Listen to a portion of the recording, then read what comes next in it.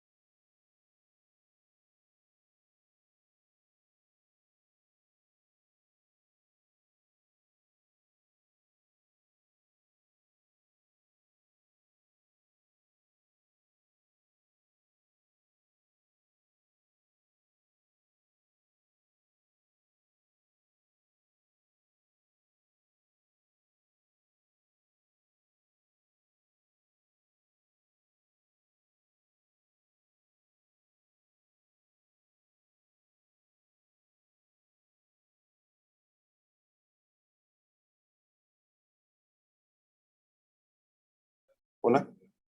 Hola. Hola.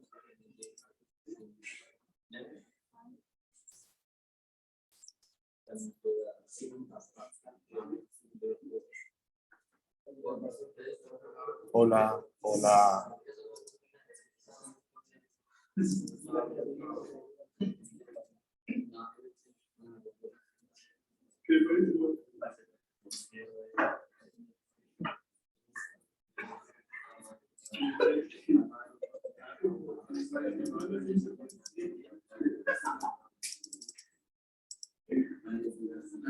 Hola.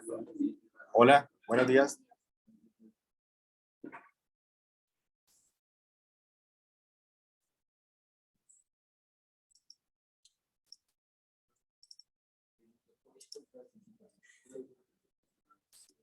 Hola.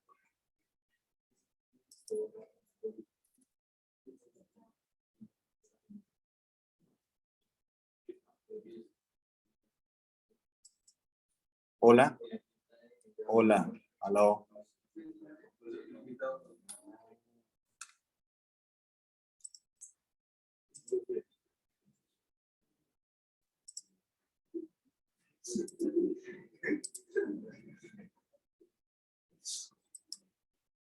Hola. Hola. Hola. Ya. Bueno. A veces tenemos eco con el de arriba. Estaba mirando que se fuera el eco.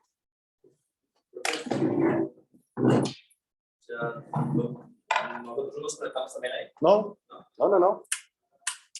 De esa manera yo tengo la pizarra. O sea, tu pantalla tomando notas.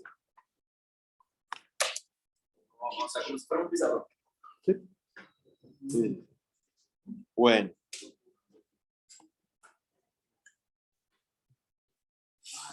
Bien, entonces, primero les voy a introducir a un conjunto donde nosotros vamos a trabajar. Voy a construirlo rápidamente.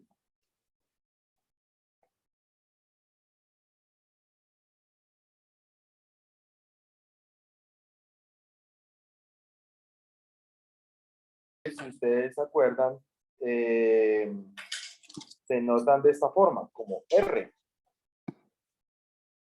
Entonces, cuando uno ve esa R, ya sabe que son los números reales. La representación geométrica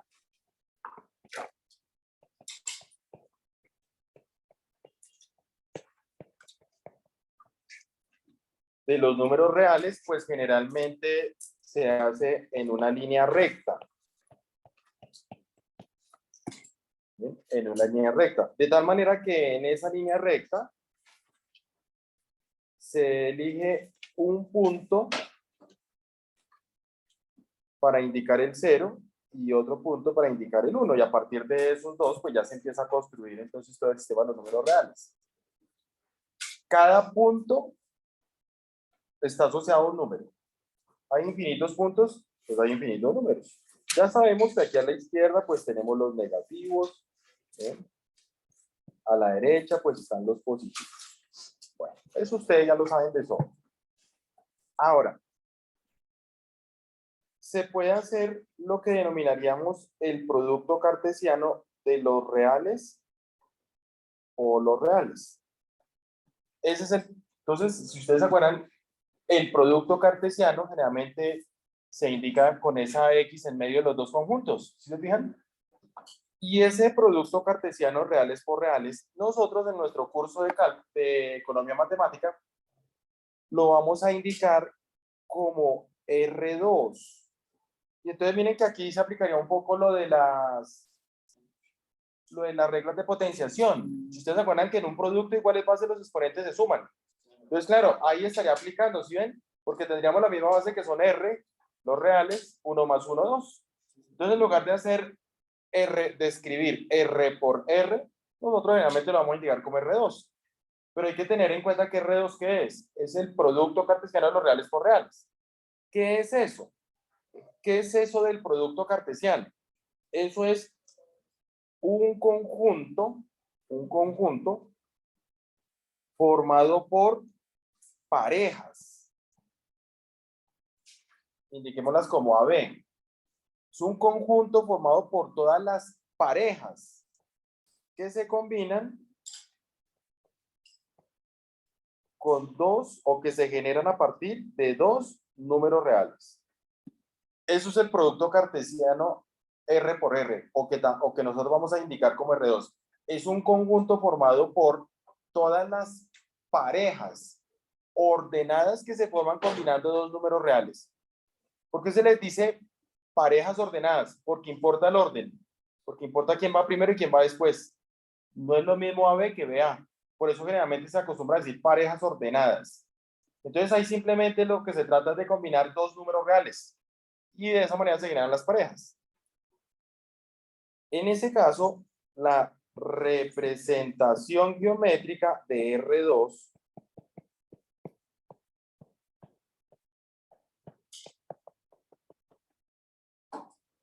es lo que denominamos el plano cartesiano, que ustedes también han trabajado con él, plano cartesiano. Si ustedes se acuerdan, el plano cartesiano, pues está formado por dos rectas perpendiculares. Esta es una recta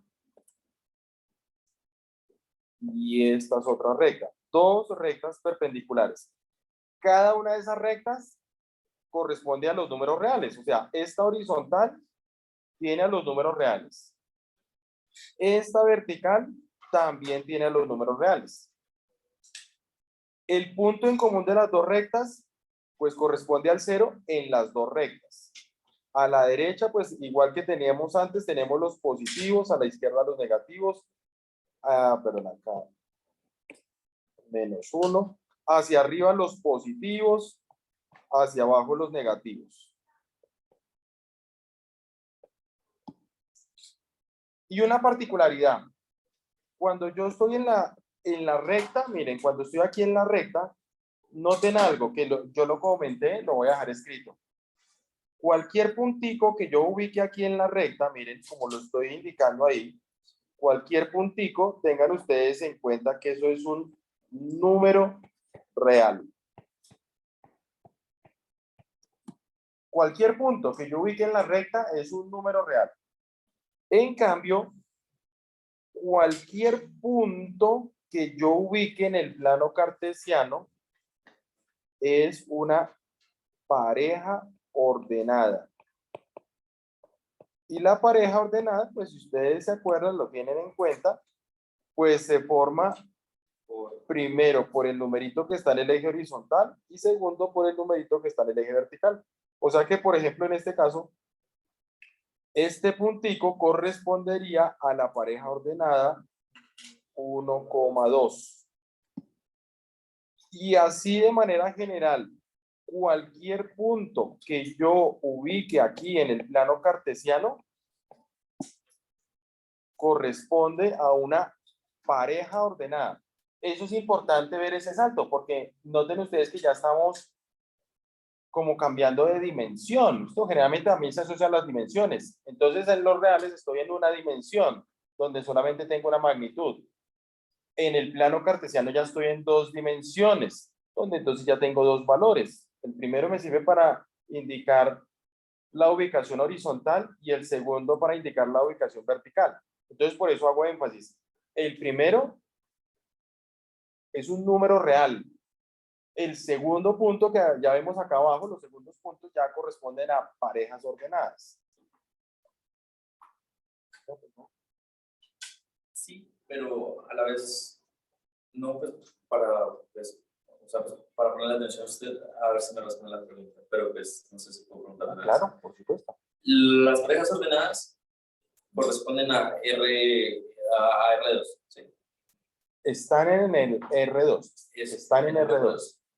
Por ende, lo que nosotros denotamos como AB serían esos dos. De manera puntos. general. Es una forma general para representar una pareja ordenada. Es una forma general. Okay. Ya. Bueno, ahora, miren lo que yo les mostré acá. Yo les dije, pues podríamos hacer el producto cartesiano y los reales por reales. Y de esa manera, pues entonces les indiqué que podríamos notarlo como R2. Podríamos volver a hacerlo. Entonces, si lo vuelvo a hacer, diría R por R por R, que se denominaría algo así como el triple producto cartesiano. R por R por R. Y similar a lo que conté antes, pues podríamos, para no tener que escribir eso tan largo, R por R por R, pues utilizar las reglas de la potenciación y entonces indicar esto como R3. Pero entonces cuando nosotros hablemos de R3, tengan ustedes en cuenta que estamos haciendo referencia al triple producto cartesiano R por R por R. ¿Y qué es eso? Similar a lo anterior, esto resulta ser un conjunto. R3 es un conjunto, pero en este caso, este conjunto está conformado por lo que vamos a denominar triplas o ternas ordenadas. A, B, C. Triplas o ternas ordenadas. Tales que A, B y C pertenecen a los reales. O sea, esas triplas o ternas ordenadas, ¿cómo se forman? Se forman cuando yo combino tres números reales. Y se dice que son ordenadas porque no es lo mismo ABC que CBA o BCA. No es lo mismo. Entonces, por eso se dice que son ordenadas. En este caso, la representación geométrica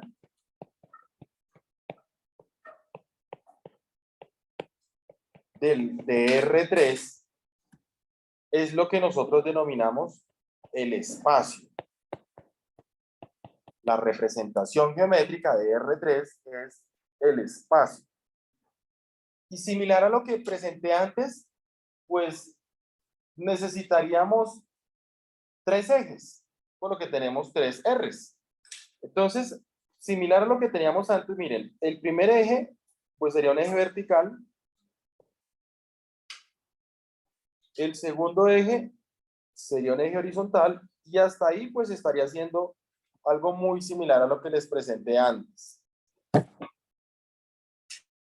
El tercer eje, entonces como les comentaba, esto también pues se asocia un poco con las dimensiones. Entonces el tercer eje sería salirse de esa dimensión que es el plano. Ahí estoy en el plano cartesiano. Y para salir de esa dimensión, entonces debería sacar un tercer eje así. O sea, ese tercer eje entra en nuestro mundo, de esta forma. Ese sería el tercer eje. Pero como yo estoy trabajando en un plano, como yo estoy dibujando en un plano, pues entonces, pues de alguna manera debería tratar de representar este eje que sale acá. La manera como generalmente se representa ese eje es dibujando como en forma diagonal. Entonces, en ese caso, ese tercer eje que sale, que les acabo de mostrar, por lo general se acostumbra a representar de esta forma. Ahí está el tercer eje que sale, pero es como un dibujo en perspectiva, si se fijan. Por supuesto, similar a lo que indiqué antes, cada uno de esos ejes que son, pues reales. Aquí están los reales en el horizontal, están los reales en el vertical, y digámoslo así, están los reales en el que está diagonal. Pues muy parecido a lo que conté antes, acá el punto común de todos tres es el cero o el origen. A la derecha del horizontal tengo los positivos, a la izquierda tengo los negativos,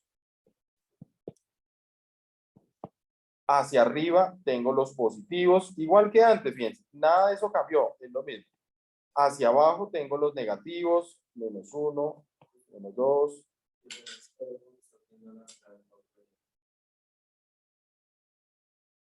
¿Y por qué no vino a clase? Pues yo se la voy a dar, pero dile que tiene la falla. Porque las clases, no es cosa mía, la universidad a la que hice, las clases son presenciales. ¿Listo?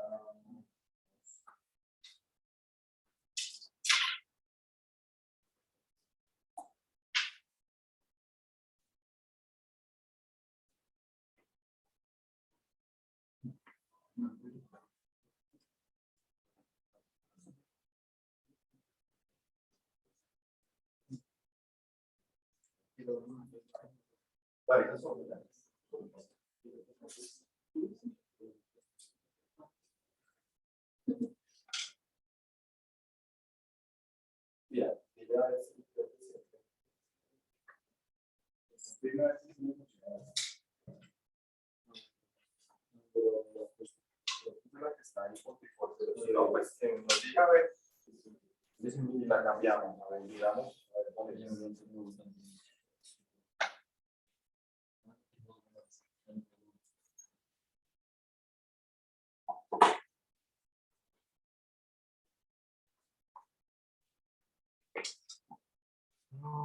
Bueno, y en la recta diagonal, aquí digamos lo que está al frente, que es lo que sale, correspondería a los positivos. O sea que aquí tendríamos el 1, el 2, el 3. Hacia allá de una forma similar, -1, -2, -3. Y como les comentaba antes, cualquier puntico, el que yo coloque acá, donde sea, si puedo entrar ya, ya le di entrada. Señor. En la línea diagonal, ¿se puede poner de cualquier lado los positivos y los negativos? No. ¿O siempre los de abajo van a ser los Exactamente. Una, de pronto para que lo tengan en cuenta. Miren donde yo estoy poniendo la letra R. Siempre al lado donde ponga la letra R, hacia ese lado se van los positivos. ¿Ya? ¿Sí se fijan? Siempre hacia el lado de la letra R es donde van los positivos. Cualquier puntico que ubiquemos acá en el espacio corresponde a una tripla o terna ordenada, A, B, C. Cualquier puntico, el que sea.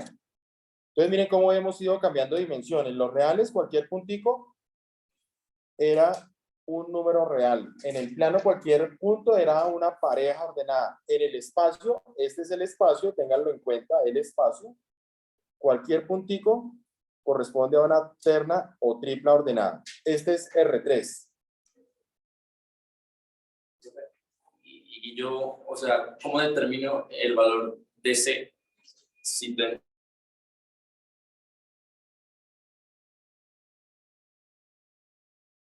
O sea, iba así. Pues, o sea, pues, ¿cómo nos explica usted que sale? O sea, ¿cómo le pongo, por ejemplo, 3 con 2? ¿Y cuál sabría cuál es C? Pero era lo que yo comentaba, y es que a partir de que yo fije el 0 y el 1, a partir de ahí ya se está haciendo la escala para todos los ejes. Ah, ok. Bueno. Ahora bien, si ustedes se fijan precisamente cuando yo me levanté y dije el tercer eje es este, noten ustedes que al sacar ese eje, pues caímos nosotros ahí. Es decir, nosotros estamos ubicados en el espacio, ¿sí se fijan? Nosotros estamos ubicados en el espacio. Nuestro mundo es este. Ese es el mundo que conocemos. Y digamos, en cuanto a visualización, tendríamos idea de que pues la representación geométrica sería esa. Sin embargo, podríamos continuar haciendo productos cartesianos. Entonces, pues yo podría, a pesar de que no voy a graficar porque ya me saldría del mundo que conozco, podría volver a hacer R por R por R por R 4 veces, por ejemplo. Pues si vamos en 3, pues hagamos una más. Entonces serían 4 veces. Ese R por R por R por R, pues similar a lo que hicimos antes, sería lo que denominaríamos R4, utilizando las leyes de la potenciación. Y definiéndolo, ¿qué es esto? ¿Qué es eso de R4? No lo vamos a graficar, pero sí lo podemos definir. Pues entonces podríamos decir, este es el conjunto, miren que todos son conjuntos formados por cuádruplas, como para hacer referencia que son 4 elementos. A, B, C, D. Cuádruplas ordenadas, que se forman cuando combino 4 números reales. Entonces miren que a pesar de que no podríamos verlo gráficamente como los anteriores, pues sí podríamos concebirlo y decir, ah, sí, claro, eso es un nuevo conjunto donde ahora vamos a encontrar cuádruplas ordenadas, que se forman cuando yo combino 4 números reales. Y yo podría continuar con este proceso y decir, bueno, hagamos otro R y haríamos R5. Y diría, ah, bueno, eso es un conjunto formado por quíntuplas ordenadas que se forman cuando se combinan 5 números reales. Pero generalicemos la idea. Hagámoslo n veces, o sea, R por, así sucesivamente, por R, e indiquemos que esto lo hubiéramos hecho n veces. Y en ese caso, pues esto sería lo que denominaríamos Rn. Exactamente, eso es Rn. Rn. Y Rn, entonces, vendría a ser, pues siguiendo lo que hemos contado, sería un conjunto. Ahora bien, como R se repitió n veces, pues cuando eran 2 decíamos pareja o dupla. Cuando son 3, tripla o terna. Cuando son 4, cuádrupla. Cuando son 5, quíntupla. Cuando es n, le vamos a denominar enupla. Enupla. Así se escribe, miren. Enupla. Y la vamos a indicar, como ya son n elementos, entonces vamos a indicarlo con sus índices, como x1, x2, xn. Enupla. Entonces, Rn, ¿qué es? Es un conjunto formado por enuplas ordenadas, que se forman cuando combino n números reales. Enuplas, voy a escribirlo bien, me quedó grandote y no alcancé. x1, x2, así sucesivamente, xn, tal que x1, x2, así sucesivamente, xn, pertenecen a los reales. Enuplas ordenadas. Entonces, claro, a pesar de que no se puede graficar, sí lo vamos a identificar y ahí está definido. Rn, ¿qué es? Es un conjunto de enuplas ordenadas.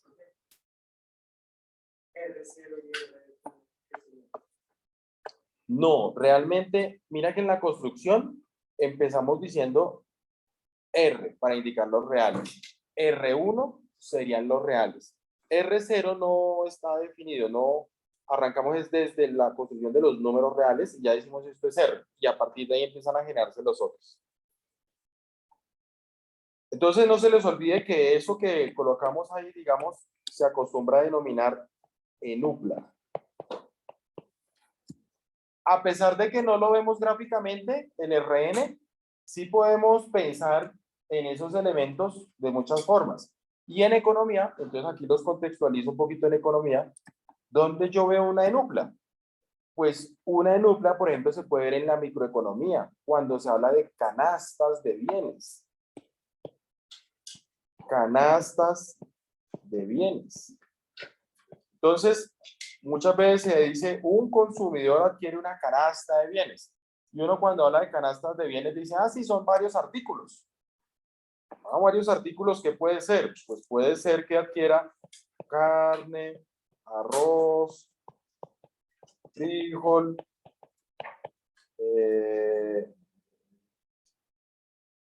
mantequilla. Eso es. Y miren que ahí, cuando yo estoy describiendo la canasta de ese consumidor, la puedo describir, por ejemplo, a través de una cuádrupla. Generalmente, en esa canasta, ¿qué es lo que se indica? Pues se indican los valores, por ejemplo, 3, 2, 1, 0, que podría ser para indicar, o sea que este consumidor tiene 3 libras de carne, por ejemplo, 2 libras de arroz, 1 libra de frijol y nada de mantequilla.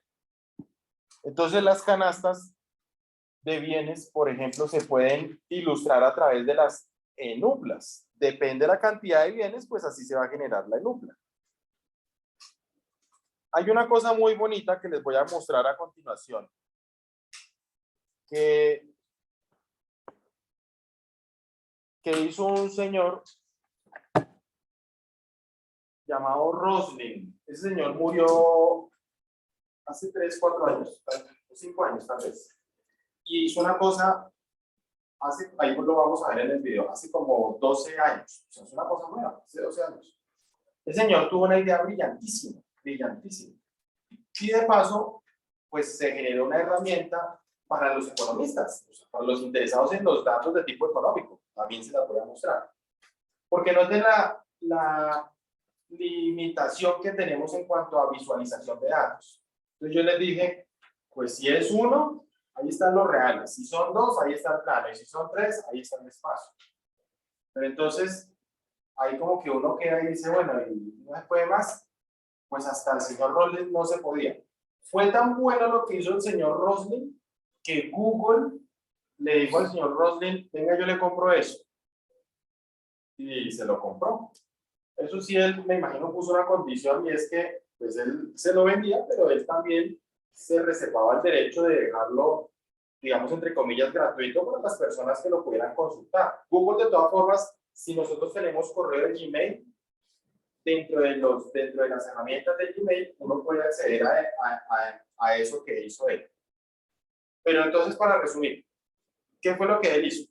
Él se ideó una forma de visualización de datos hasta R5. Nosotros estábamos limitados a R3, porque es que pues nosotros decimos, claro, R3, cuando yo saco el eje, les digo, este es nuestro mundo, no hay más. Pero el señor se ideó una forma para llegar a visualizar R5. Uno dice, pero ¿cómo? O sea, salirse de este mundo. Sí, el señor lo hizo. Se los voy a mostrar. Y lo hizo como en el 2010, me parece recordar. Entonces, permítanme. Esto ustedes lo encuentran en YouTube. Vamos a salir un momento de acá.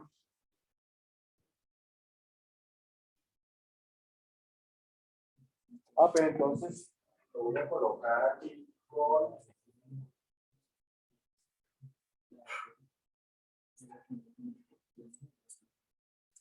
A ver si acá tenemos su comida. Sí, acá no tenemos bloqueado el YouTube.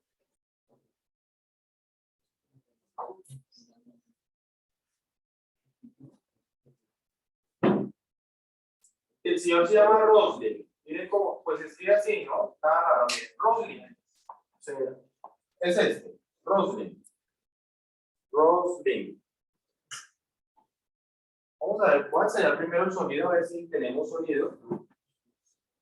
Es este video. Es cortico, ¿no? Es una cosita pequeña, ¿no? No es que nos vamos a quedar ahí. Una cosa corta. Permítanme acomodamos el sonido nuevamente.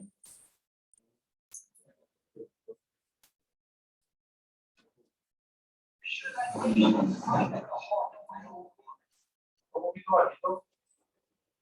Ah, le puedo subir. Vamos otra vez. I teach global health.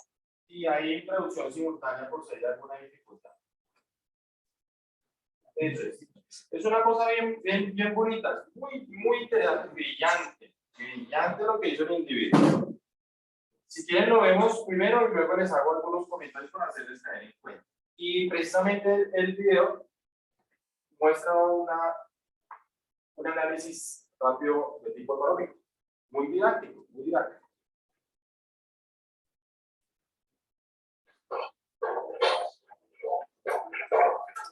Visualization is right at the heart of my own work. I teach global health. And I know having the data is not enough. I have to show it in ways people both enjoy and understand. Now, I'm going to try something I've never done before. Animating the data in real space with a bit of technical assistance from the crew. So, here we go. First, an axis for health. Life expectancy from 25 years to 75 years. And down here, an axis for wealth, income per person, $400,000, $4,000, and $40,000. So down here is poor and sick, and up here is rich and healthy. Now, I'm going to show you the world 200 years ago, in 1810.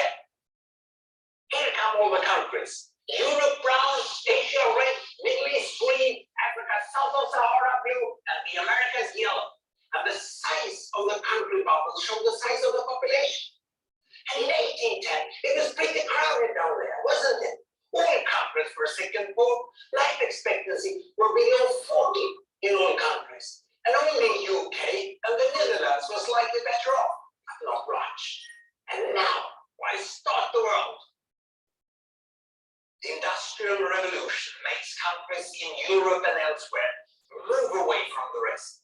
But the colonized countries in Asia and Africa, they are stuck down there. And eventually, the Western countries get healthier and healthier. And now, we slow down to show the impact of the First World War and the Spanish flu epidemic. What a catastrophe!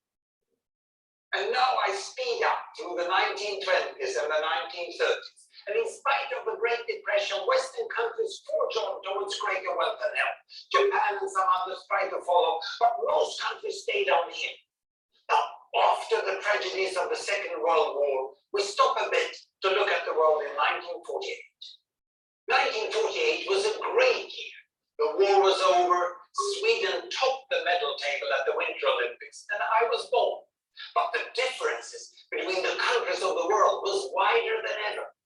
United States was in the front, Japan was catching up, Brazil was way behind, Iran was getting a little richer from oil, but still had short lives. And the Asian giants, China, India, Pakistan, Bangladesh, and Indonesia, they were still poor and sick down here. But look what is about to happen. Here we go again.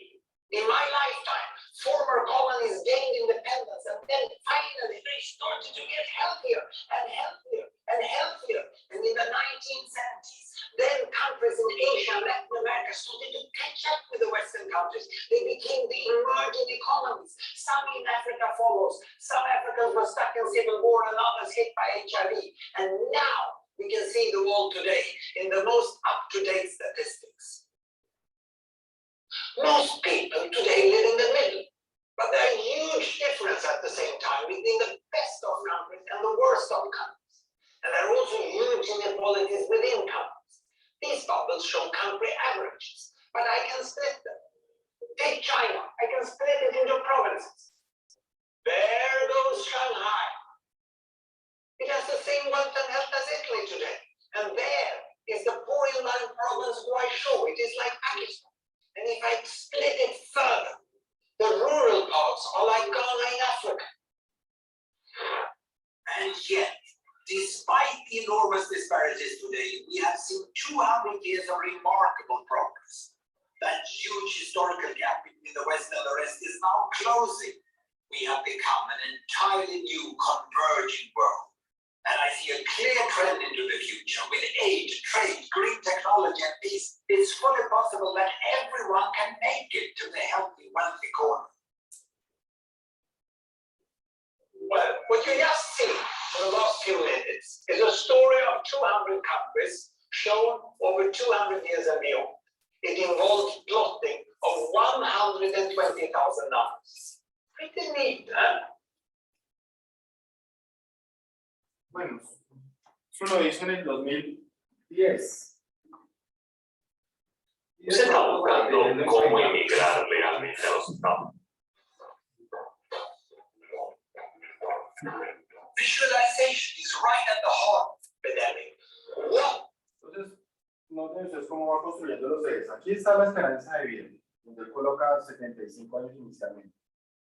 Y aquí está el ingreso, 2 dimensiones, un plano cartesiano. Y en ese plano cartesiano inicialmente indica cómo la mayoría, hace 200 años, la mayoría de países tenían ingresos bajos, la gente pobre, y la expectativa de vida era muy corta. Sí habían personas que llegaban a edad avanzada, pero eran muy poquitos. La gente se moría muy rápido, a los 40, 45 años, muchos ya estaban muertos, muy poquitos llegaban a una avanzada edad. Y entonces lo que va mostrando es que con el tiempo, efectivamente, lo que se ha venido viendo a nivel mundial es que los países han venido aumentando su ingreso y de forma similar han venido aumentando la esperanza de vida. Y lo que él muestra hacia el 2010, o sea, una historia más o menos de 200 años, es que muchos países pues han aumentado los ingresos, han aumentado la esperanza de vida, ubicándose muchos en la parte media, no en la punta, que es donde están los desarrollados, no en la parte media. Y pues eso lo que demuestra es precisamente que las condiciones de vida de las personas han venido mejorando. ¿Falta? Claro que falta, pero sí hemos venido mejorando.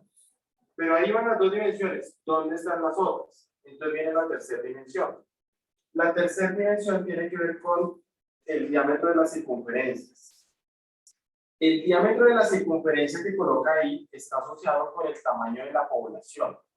Entonces, claro, si ustedes se dan cuenta, las circunferencias van aumentando, porque con el tiempo, pues hay más personas en el planeta, en cada país. Entonces ahí está metida la tercera dimensión. Hasta ahí, digamos, uno diría, pues eso se puede haber hecho en el espacio. Pero noten ustedes que hay una cuarta variable presente. ¿Cuál es la cuarta variable presente? El tiempo. Claro, el tiempo, noten ustedes cómo se va mostrando de forma dinámica que a través del tiempo pues van cambiando los ingresos, la esperanza de vida y la población. Pues ahí tenemos la cuarta variable, o sea, ahí ya hizo una representación de R4, porque hizo 4 variables. La quinta dimensión, ¿se les ocurre dónde estaba la quinta? La división por Europa. Exactamente, la división cuando empieza a sacar a mencionar ciertas provincias, ¿sí? Dice por ejemplo en China, entonces tenemos Shanghai. Entonces ahí cuando empieza a decir y eso se va. exactamente, ahí entonces metió una quinta dimensión para mostrar algunas ciudades de esos países. Es una cosa impresionante lo que yo he hecho y como les comento. Por eso fue que Google le dijo, venga, yo le compro esa herramienta porque me interesa que pues, las personas, que mis usuarios pues tengan eso y en un momento dado lo puedan utilizar. De todos modos, como les comentaba, yo supondría que dentro de su negociación le dijo, sí, está muy bien, yo lo vendo, pero déjeme, de todos modos, por aparte, tener un portal que también se pueda consultar libremente sin que estén atados a ustedes. Y ese portal, porque noten ustedes que aquí al final de la historieta, para el 2009, el video para el 2009. Y uno dice, bueno, y en todos estos años, incluso con pandemia a bordo, una cosa totalmente dolorosa, ¿qué pasó?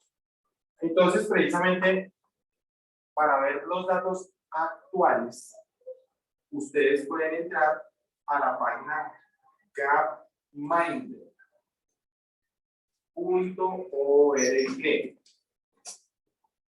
Gapminder. Lo pongo bien grandote acá para que se vea. Miren el amarillo. Gapminder. Esa es la página de él. Pues como les digo, ya falleció, pero obviamente, pues sus allegados hacen que la página siga funcionando. Gapminder. Porque entonces acá tenemos lo mismo con datos actualizados. Ellos mismos van alimentando los datos de fuentes oficiales. Entonces, aquí en Gapminder, les voy a mostrar.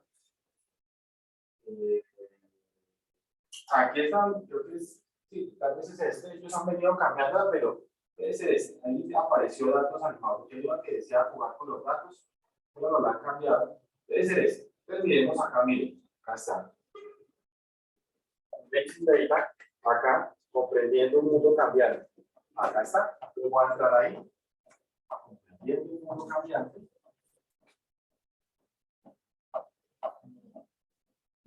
Eso es, mírenlo, ahí está, con pandemia incluida. El mismo que él contó, ahí está, porque noten nuevamente, en el eje vertical está la esperanza de vida. En el eje horizontal está el ingreso. Y una cosa importantísima, el ingreso que él lo aclaran acá, para que ustedes se den cuenta de la rigurosidad del asunto. Aquí ya está, como se va a comparar entre países, tengan ustedes en cuenta que para poder hacer una comparación válida entre países, se debe comparar teniendo en cuenta el poder de paridad de compra. Por eso, entonces, miren que acá la medida está en PPP. Eso es poder de paridad de compra. Y por supuesto, ya está el ajuste por inflación, pues para ver efectivamente la evolución. Entonces, miren que está actualizado hasta el 2020. Y para ver la animación, tal como es la cuenta, pues acá simplemente darle play. Cuando le dan play, entonces se devuelve el tiempo y ahí se puede ir viendo cómo va evolucionando. Y de paso, entonces podríamos notar el efecto de la pandemia. Miren, ahí está, 200 años. Miren las bolitas pequeñitas, porque en ese momento pues la población era pequeña. Aquí ya va, que son los hechos que él menciona en particular, bueno, ya estamos un poquito para lejos, que son la Primera Guerra Mundial y la Segunda Guerra Mundial. Aquí ya va a venir la Primera Guerra Mundial.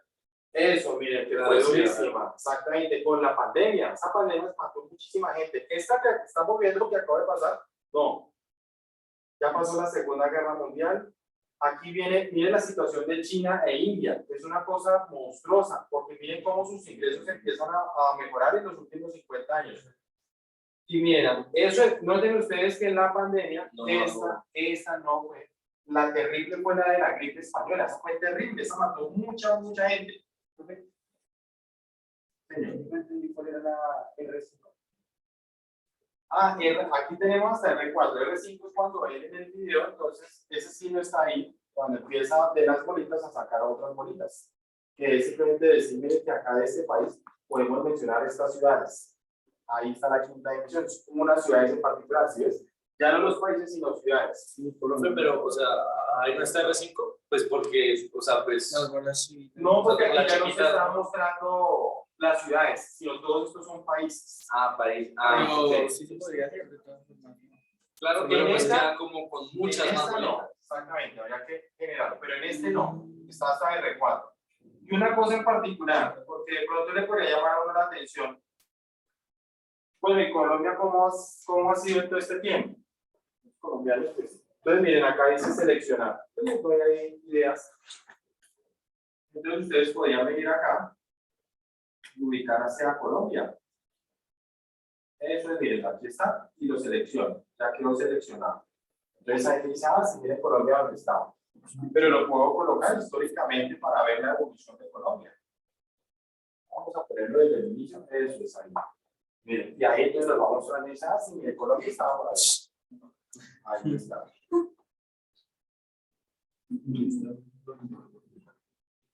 Eso es. Casi de esta manera. Incluso, paralelamente, les quiero mostrar Japón. Y ya ahorita les comento porque les cuento de Japón. Pero entonces, primero ubiquémoslo. Se pueden seleccionar varios países, si se dan cuenta. Acá está. Japón y Colombia seleccionados. Ahí están los dos. Entonces ahí.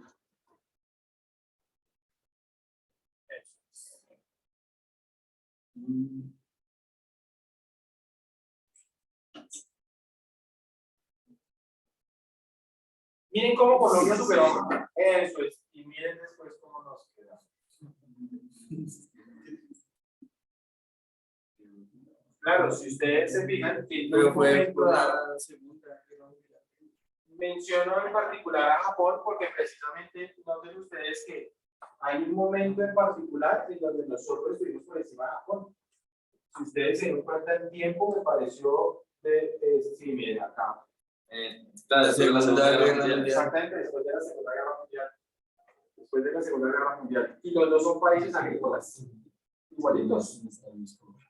Pero Japón, miren, en estos años acá, no, pues Colombia tuvo un mayor ingreso per cápita. Ustedes vean, este es el ingreso per cápita.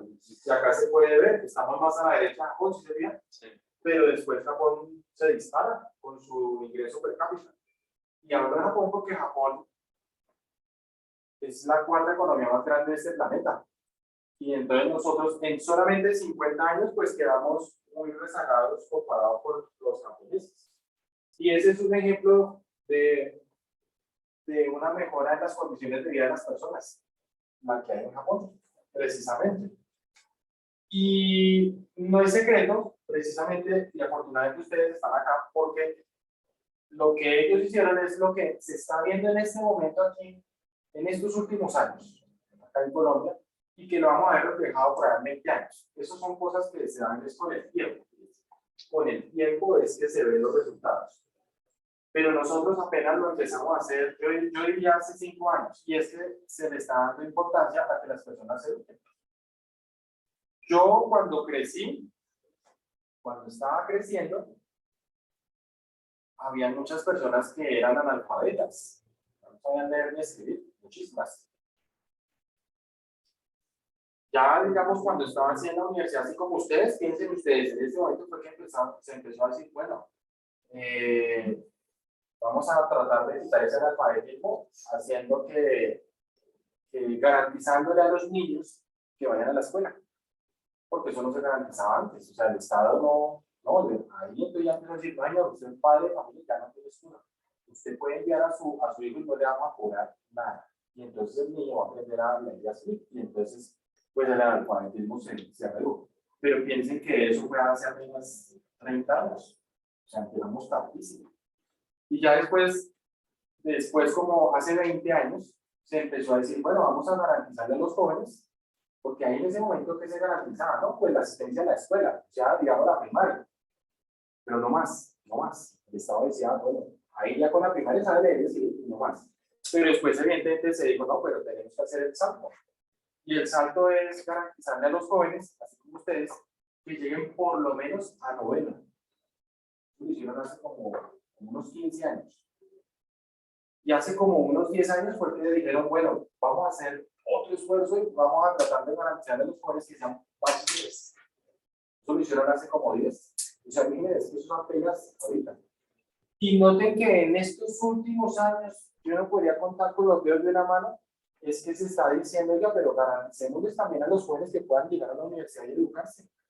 Porque es que muchos jóvenes llegan, son bachilleres y hasta ahí, pero no necesitamos gente educada. La medida en que tengamos gente educada, eso es capital humano que contribuye a mejorar las condiciones de vida, no solamente de él, de su familia, de su entorno, sino del país. Pero eso lo estamos haciendo apenas. Lo positivo que es, al menos se está haciendo. Y eso cuando lo vamos a ver, en 20, 30 años vamos a ver cómo el asunto está cambiando. Porque es que hasta ahora se está empezando a decir, no, hay que educarse. Y las oportunidades hay. Son muchísimas, muchísimas. Pero hay un detalle. Para aprovechar las oportunidades hoy en día que se presentan, toca educarse. Toca educarse, toca tener mucho conocimiento. Porque es que ya las máquinas, la inteligencia artificial, todo este tipo de cosas hacen unos servicios que antes hacían las personas. No te nada más, sin ir tan lejos. Vamos a un supermercado y entonces ahí tenemos los cajeros y la fila rápida donde están las maquinitas y uno mismo pasa el código de barras y paga. Y ya no necesito el humano. Miren los bancos. No sé si ustedes se han venido fijando, pero hay muchas sucursales de bancos que vienen cerrando. Y eso es porque yo con mi celular ahí ya tengo el banco donde puedo solicitar una cuenta de ahorros, puedo hacer retiros, puedo hacer depósitos, transferencias, pero ya no necesito el cajero físico.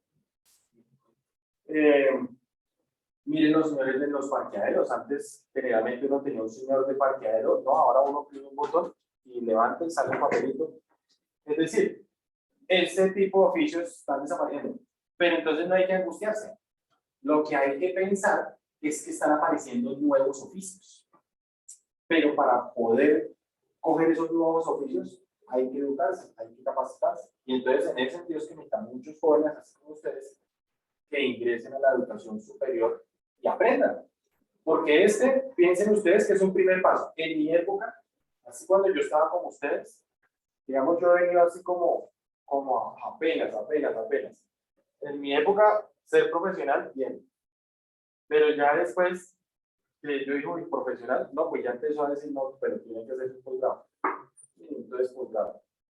Y hoy en día hay que pensar que precisamente eso, este es un escalón, no más. Ustedes se gradúan como economistas y piensen que su carrera les dura 3 o 5 años, que es cuando salen con la novedad. Ah, aquí estoy, soy yo, me presento. Pero después de 3 o 5 años vienen diciendo, bueno, ¿y qué? ¿Qué más? Y si no tienes que ofrecer, mira, ahí se acabó de salir otro graduado con mejor conocimiento y cobrando menos. Entonces, o te capacitas o lo contrato a él. Ese es el mercado laboral hoy en día. Entonces, en ese sentido es que toca estarse capacitando. ¿Qué es lo gratificante y lo bueno? Que capacitándose hay unas oportunidades muy buenas, muy buenas. Y piensen no solamente a nivel nacional, sino a nivel internacional. Eso es una cosa impresionante, donde se está demandando obra de mano calificada. Ese es el detalle. Obra de mano, pero calificada.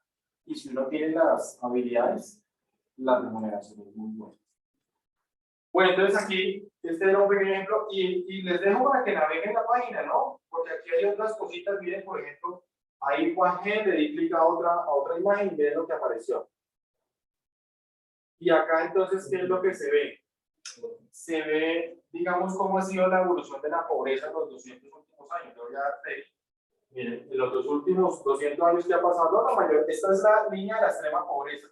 Y 80% de la población hace 200 años vivía en la extrema pobreza. 80% de la población. Pero miren cómo a través del tiempo, pues debido a la mejora de condiciones de vida de las personas, la pobreza extrema se ha venido reduciendo. Lo rojo es el continente asiático, que es donde hay más gente, India y China. Y miren precisamente a partir de los 70s, cómo eso rojo se viene para acá. Es una cosa impresionante y es un ejemplo a seguir. Los asiáticos lograron reducir la pobreza extrema tremendamente. Noten ustedes, hoy en día a nivel mundial apenas pobreza extrema 7.4%. Las cosas sí han mejorado, vienen mejorando. Lo que pasa es que es de tiempo. ¿Y falta? Sí, falta.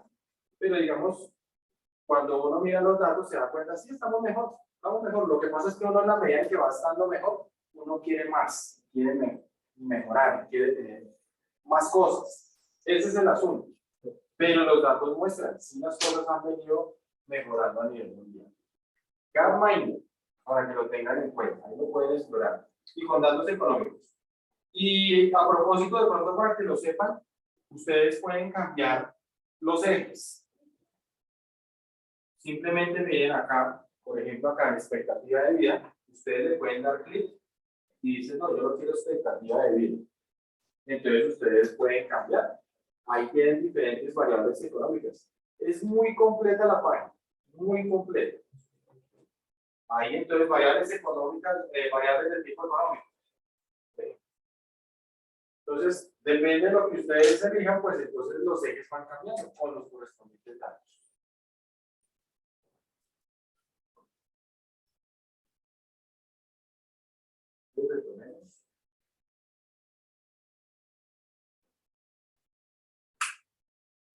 Entonces ya ubicados en lo que es el RN, mirando un poquito la aplicación.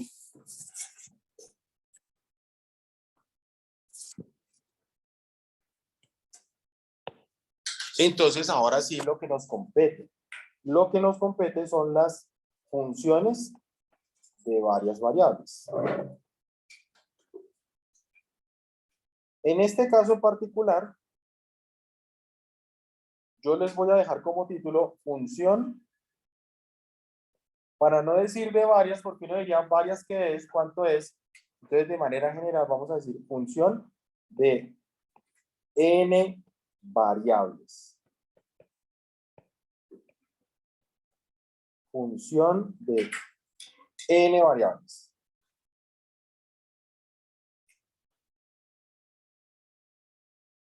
Entonces,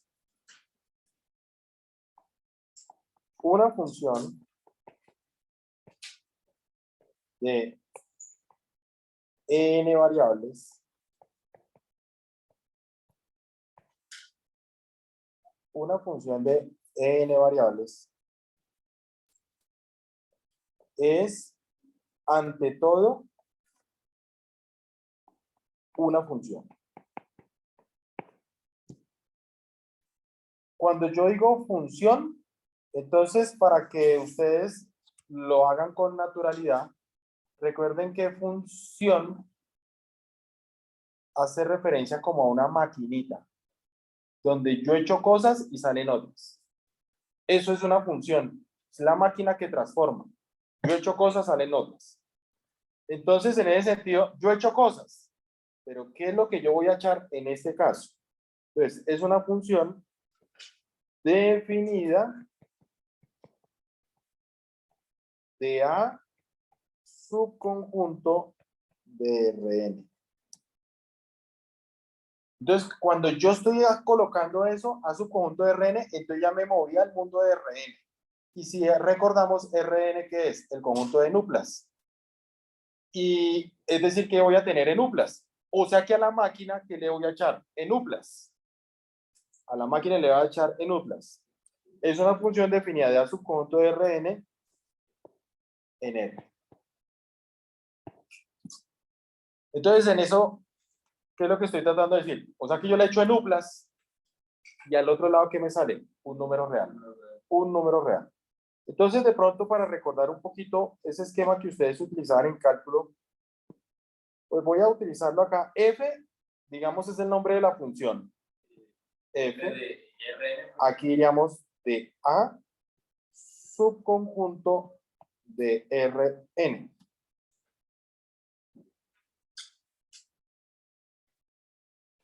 Hacia R. Entonces, así era más o menos como se indicaba para indicar. Ahí entonces, ¿qué es lo que estoy mostrando? El nombre de la función. El nombre de la función es F. ¿De dónde arranca? De un conjunto que está contenido en Rn. ¿Dónde sabemos que qué encontramos? En nuplas. Entonces las enuplas las pongo acá.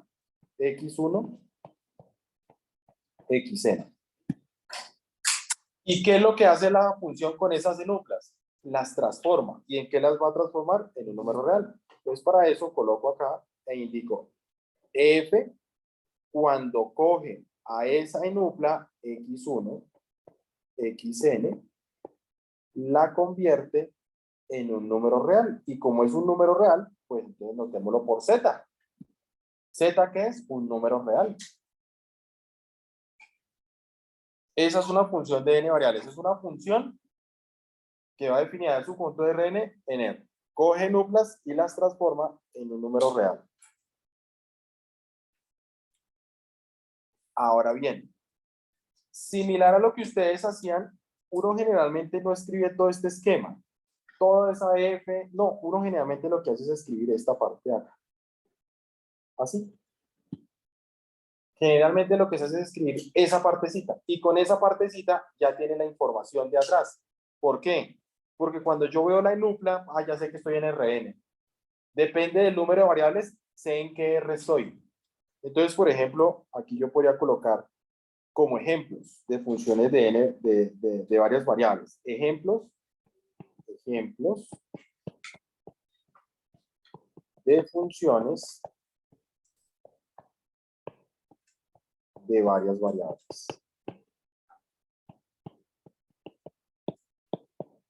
Entonces, como ejemplos, podría indicar f x, y igual a x al cuadrado más y cuadrado. Cuando coloco esto así, ahí claramente me doy cuenta que esta corresponde a una función de dos variables, porque estoy viendo x y y. Por ejemplo, segunda, f de x, y, z igual a x dividido y menos z. Entonces, cuando veo esto, ahí me doy cuenta, esto corresponde a una función de 3 variables. Entonces, pues fácilmente contarlas, ¿no? Aquí veo una variable, 2 variables. Entonces, función de 2 variables. Aquí veo 1, 2, 3 variables. Función de 3 variables. Ahora bien, fíjense que cuando estoy definiendo la función, yo digo es una función que va definida de A, subconjunto de Rn. ¿Qué es el A? Lo que yo le puedo echar a la máquina. Y no le puedo echar cualquier cosa a la máquina porque de pronto la máquina se me daña. Ese A, lo que le puedo echar a la máquina es lo que se acostumbra a denominar dominio de la función.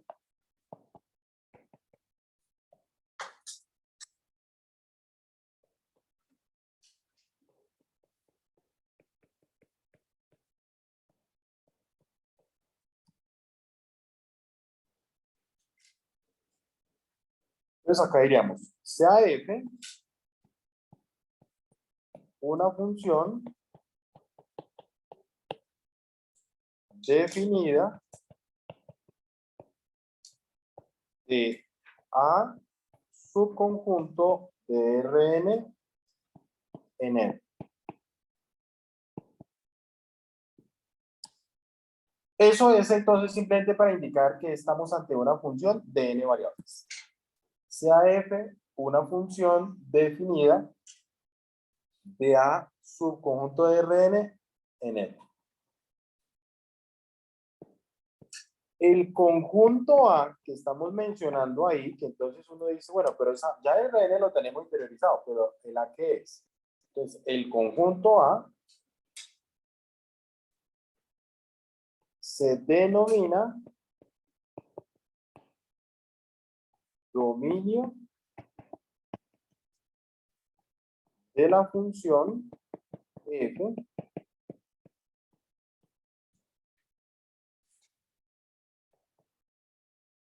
y corresponde al conjunto de enuplas que pueden ser transformadas por la función.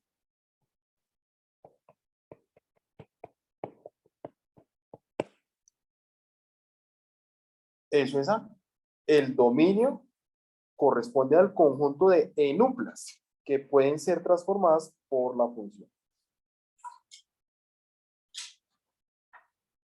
Pues podríamos, a veces, de pronto ustedes pueden encontrárselo así. Entonces, ¿quién es? El dom para indicar dominio y el nombre de la función se pone como un subíndice. F. Y entonces ustedes deben tener en cuenta. El A es un conjunto. Miren lo que escribí acá. Es un conjunto. Esto no hay que olvidarlo. ¿Un conjunto de qué? De nuplas, que son las que pueden ser transformadas por la función. Entonces, por ejemplo, voy a colocar como enunciado general hallar el dominio de hallar el dominio de primero. Entonces, por ejemplo, esa que les había indicado así, f de x, y, me parece recordar x al cuadrado más y cuadrado. Hallar el dominio de x al cuadrado más y cuadrado.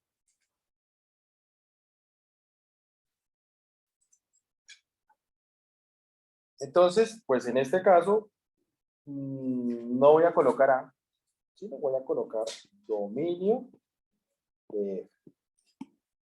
El dominio de F, ¿quién es? Entonces, por definición, si ustedes se acuerdan, esto es un conjunto. Entonces tengo que utilizar la notación de conjunto. Conjunto. Formado, la definición dice por las enuplas que se pueden transformar. En este caso, ¿qué diríamos? ¿Formado por qué? Por las parejas. Por las parejas. Entonces coloco XY que pertenecen a R2. Las parejas están en R2. El dominio es un conjunto, no se les olvide la notación con llave de parejas XY que pertenecen a R2. Ahora bien, como les decía, son aquellas parejas que se pueden transformar. Yo les pregunto, en la posición de X, en la posición de Y, ¿yo puedo colocar cualquier valor o tengo alguna restricción? Cualquiera. No tengo restricciones. Pues como no tengo restricciones, eso significa que aquí ya debería cerrar. Y entonces estaría diciendo, o sea que el dominio de F es el conjunto de parejas ordenadas que están en R2. Pero si yo digo que el dominio de F es el conjunto de parejas ordenadas que están en R2 y no puse ninguna restricción, pues acabo de caer en cuenta que el dominio de la función, ¿quién es? No, R2. R2. Porque estamos en el mundo de R2. R2 es muy diferente a R, ¿se acuerdan? R2. Claro, si yo no pongo restricción, pues estoy hablando de todas las parejas de R2. O sea, estoy hablando de R2. Segundo. Voy a cambiar el nombre como para que pues, les parezca natural. Hablemos de ahora la función G. Ese es el nombre. G de X, Y igual. Entonces, supongamos, permítanme la miro acá, vamos a hacer la segunda que puse ahí. X sobre Y menos Z. Perdón, aquí me faltó. G de X, Y, coma Z. Vamos a colocar acá, coma Z, porque son tres variables las que quiero. G de X, Y, Z. X sobre Y menos Z. En ese caso, el dominio de la función, ¿quién sería? No.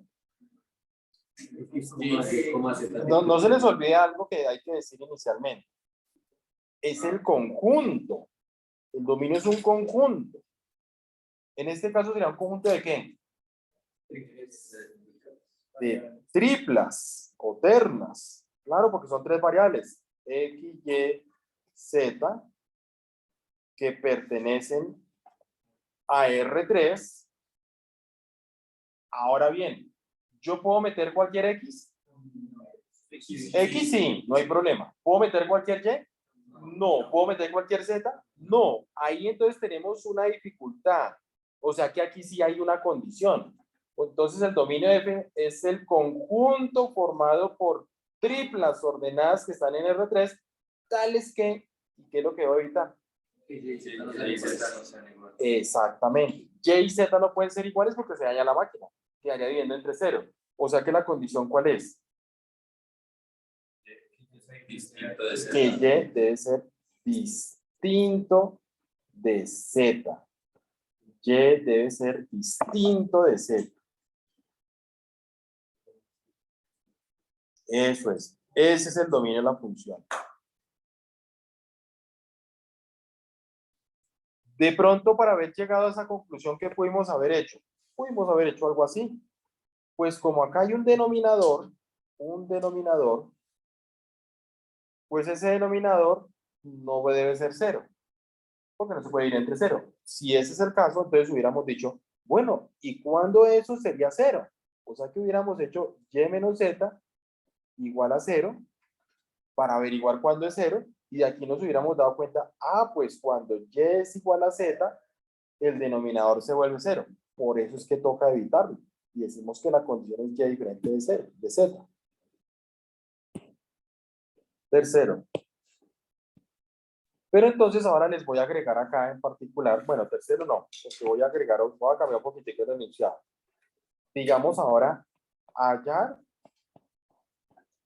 y graficar. Ya no es solamente hallarlo, sino también graficarlo. Hallar y graficar. El dominio de, primero, f de x, y igual al logaritmo natural de x menos y.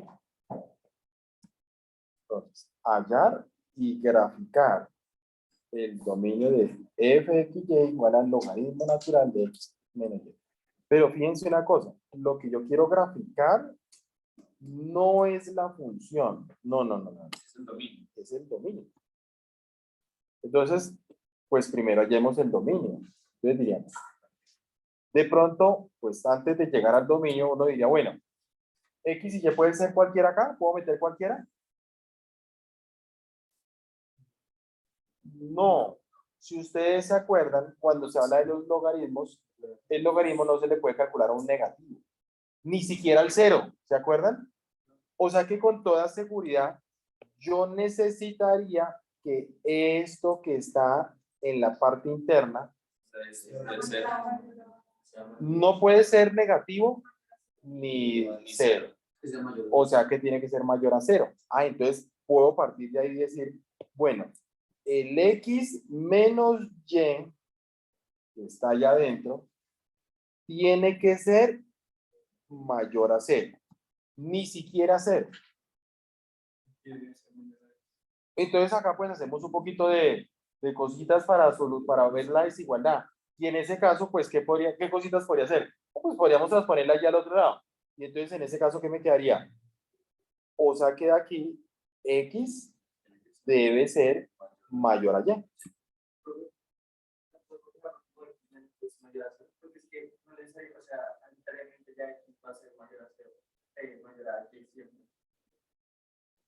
Sí, pero digamos eso nos va a facilitar graficar el dominio, dejarlo como x mayor a y.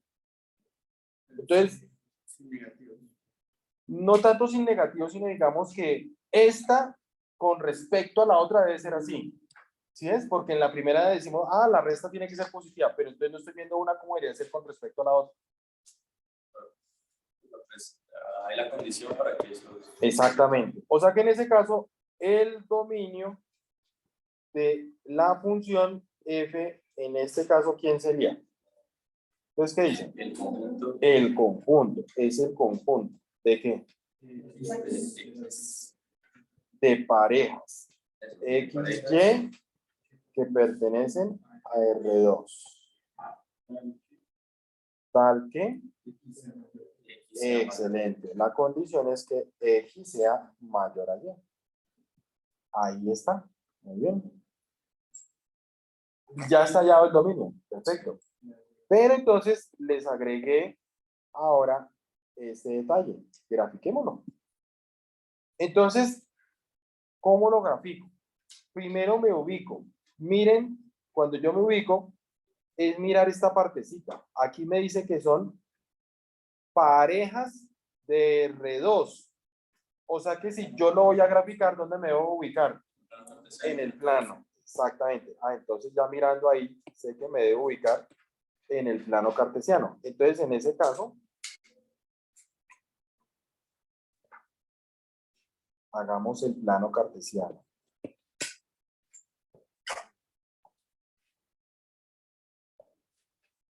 Por lo general, el eje horizontal es X, el eje vertical es Y.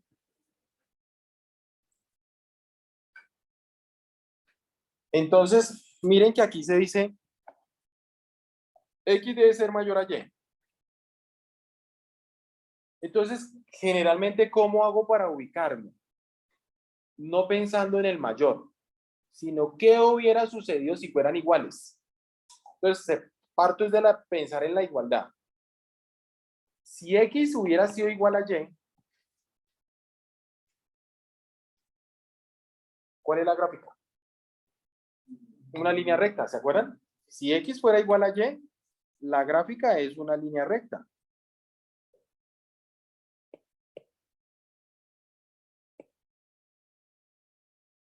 Voy a hacerla con otro color. ¿Cuál línea recta? Esta. ¿Se acuerdan? Pero eso es si X hubiera sido igual a Y. Entonces estaríamos en esa recta. Pero no, resulta que X no es igual a Y. Resulta que la X tiene que ser mayor a Y. Entonces ahí que me doy cuenta que esa recta me divide el plano en dos regiones. ¿Sí se fijan? La parte que está encima de la línea azul y la parte que está debajo de la línea azul. Entonces, claro, una de esas regiones debe ser donde X resulta ser mayor a Y. Entonces, les pregunto, pues mirando esas dos regiones, lo que está arriba de la recta azul, lo que está debajo de la recta azul, ¿dónde resulta que X es mayor a Y? Abajo. Claro, ustedes podrían coger cualquier puntico. Este puntico, ¿cuál vendría a ser?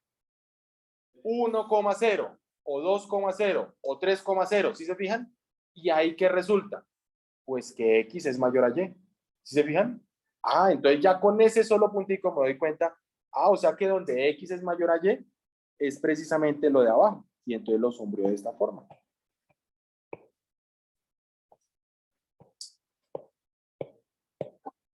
Y cuando lo sombreo, pues entonces, ¿qué acabo de graficar? El dominio de la función.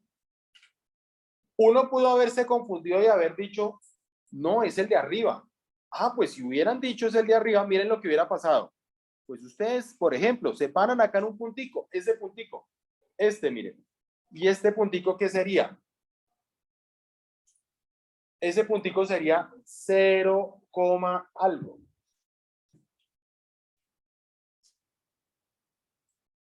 Ese puntico, miren, el que estoy seleccionando ahí sería 0, algo. Y ese 0, algo, X resulta ser mayor a Y.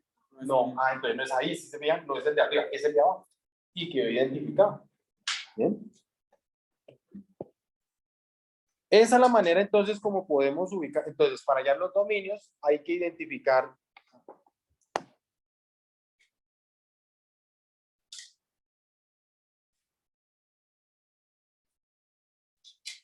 Entonces, para hallar los dominios hay que ver, primero identificar, acordarse que es un conjunto, ¿se acuerdan?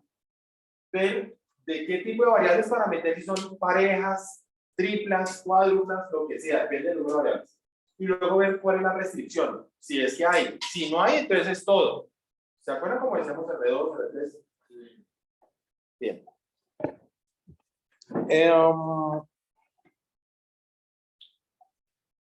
Wolfram. ¿Alguien maneja Wolfram? ¿Han visto Wolfram en algún momento o nunca Wolfram? ¿Sí? ¿Bien? Bueno, entonces en Wolfram, pues lo bonito de Wolfram es que uno sin tener que decirle, oigan, y todo esto, él se pone a hacer un poco de cosas. Entonces miren acá en Wolfram rápidamente.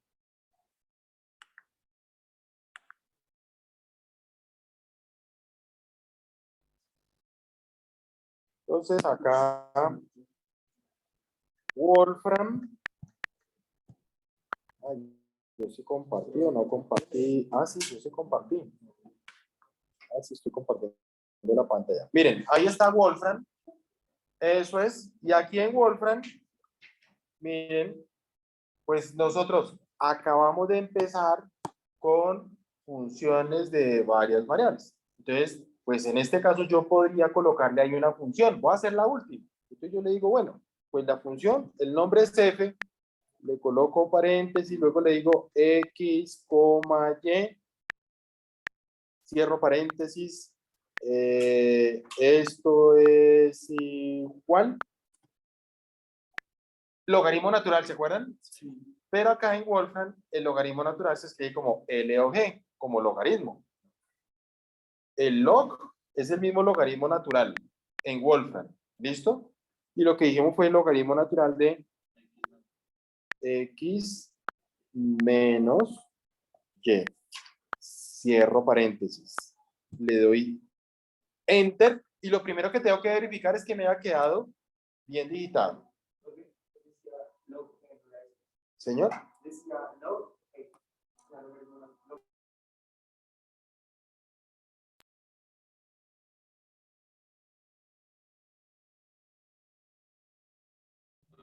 Entonces, ¿qué es lo primero que hago?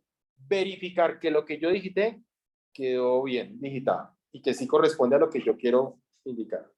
Mírenlo, ahí está. F de x y igual al logaritmo natural de x menos y. ¿Listo? Entonces, lo primero es eso. Luego vamos a hablar de esto todavía no lo vamos a tener en cuenta, pero quiero que sigan avanzando y miren esto. Yo no le dije a Yemel el dominio, no, yo le digité una función. Cuando le digité la función, miren que él automáticamente me dice cuál es el dominio de esa función. Miren, X es un conjunto, ¿sí ven? Conjunto de parejas ordenadas que están en R2 tales que X es mayor a Y. Entonces ahí tienen una forma para saber cómo hallar el dominio, ¿sí se fijan? Pues ustedes pueden verificar su respuesta. Ahora, yo les dije graficar. Entonces, si se tratara de graficar, pues digamos nosotros lo hicimos ahí a mano, se puede hacer a mano perfectamente, pero de pronto para pensar aquí en Wolfram, ¿y yo cómo graficaría? Pues ustedes ya identificaron el dominio. Y al identificar el dominio se dan cuenta, X tiene que ser mayor a Y. Ah, bueno, pues entonces pueden volver aquí a Wolfram y le dicen precisamente eso. Vamos a ver que si yo le digito solamente X mayor a Y, vamos a ver qué nos hace. X mayor a Y. Vamos a ver si con la condición. Entonces, miren, la condición X mayor a Y, le doy enter, él hace un poco de cosas. Vamos a ver si dentro de todas las cosas que hace, de casualidad me grafica eso. X mayor a Y. Bueno, aquí está el X mayor a Y. Entonces me dice entrada A y mírenlo, ahí está. Miren que yo solamente le dije la condición. Claro. Y ahí está. ¿Se acuerdan que les dije la parte? Eso sí hay que tener en cuenta. X es mayor a Y. O sea que esta partecita no entra. ¿Se acuerdan que yo les atribuí con líneas de trazos cortos? Sí, eso es lo que hay que tener cuidado. X mayor a Y. Y decíamos, ¿qué parte es? La de abajo. Lo que pasa es que aquí no me dijo los ejes, pero miren, acá está Y, que sería este. Y acá está X, que sería este. ¿Sí se fijan? Sería de esa forma. Entonces, digamos, si se trata de Wolfram, pues ahí fácilmente se puede hacer. Entonces, lo que habíamos tirado. Hay que grabar la clase. Pues eso es voluntario si la quieren ver otra vez o ver algún detalle. Bueno, yo la coloco en la página del curso. ¿Listo? Ahí queda como video clase 1. Y aparte de eso, hay un taller que dice taller dominio de funciones. Donde entonces ustedes tienen que hacer ejercicios como este. De hallar el dominio y en algunos graficarlo. ¿Listo? Entonces, por favor, hacen ese taller y lo pueden hacer en grupo. Y lo suben a la página del curso. Lo suben a la página del curso. ¿Cuál es el plazo máximo?